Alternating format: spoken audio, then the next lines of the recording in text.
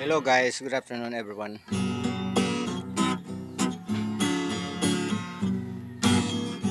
Kay sarap ng buhay doon sa bilib, tulad ng sinapit ni Prangkong Pilipit. Rihas ang pintuan, pader ang paligid, libre ahit, libre gupit, libre pati damit. Ngunit sa inyong pagtulog ay kalugod-lugod, hindi ka mawawalan gwardya sa pagtulog. Kagat ka ng lamok,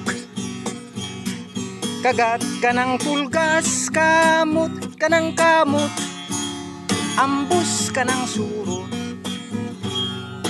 Di ka gugutumin, masarap ang pagkain.